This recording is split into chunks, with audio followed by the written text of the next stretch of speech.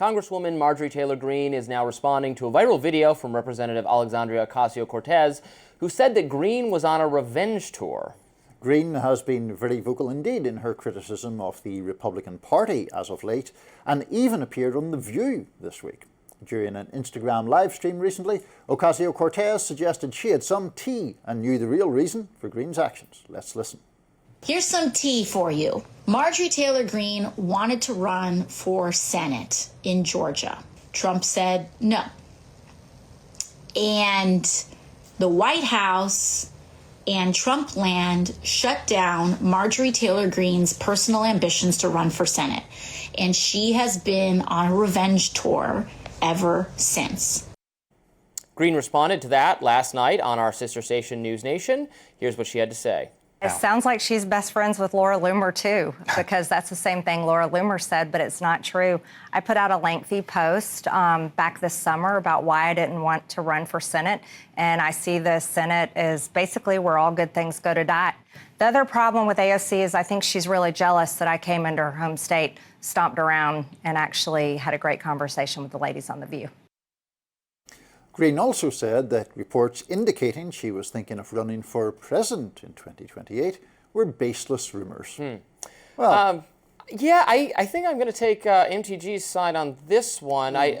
Maybe Trump dissuaded her from running for Senate, but the stances MTG is taking aren't actually, she hasn't actually changed her mind on anything. She was very vocal about Epstein, and she continues to be vocal about Epstein. She was on foreign policy very America first, anti-intervention, and has maintained that stance with respect to Iran. She's been consistent on Israel-Gaza.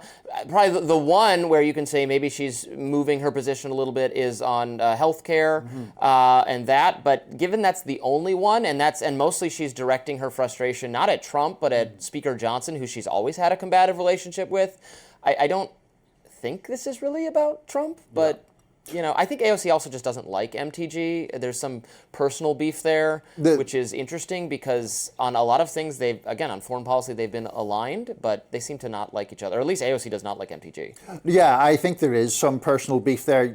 Years ago now, there was some sort of confrontation just off the House floor where MTG was, I think, going after AOC in some fashion, and it became a whole thing. And I agree, I don't think they like each other. And so it is one of those political feuds that seems to have real personal enmity at the heart of it. And look, I'm not privy to Marjorie Taylor Greene's personal thoughts. You'll be shocked to hear, Robbie. But I do think that her willingness to criticise the Republican Party, I think that's the thing that has changed. And I do think the willingness to do it on things like healthcare or affordability or looking out for working people. I mean, I'm fine with her making that argument, of course. I think it's interesting that she does so.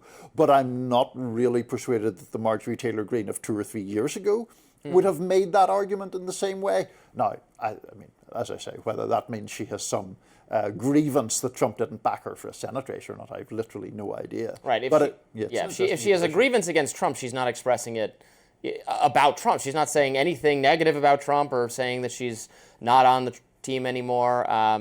You know, she listens to her constituents a lot, which is a good a tendency for an elected member of Congress. I wish more of them would do that. But and I would not have thought she would become anywhere near as interesting a figure in American politics as she has become. I mean, I like many people of a more liberal disposition, was completely derisive of her when she first arrived with her, conspiracy theories and all the rest. But she has evolved into a genuinely interesting figure. That's why you can't write off the people who are a little bit out there. You never know. This is true. You never know where it goes from there.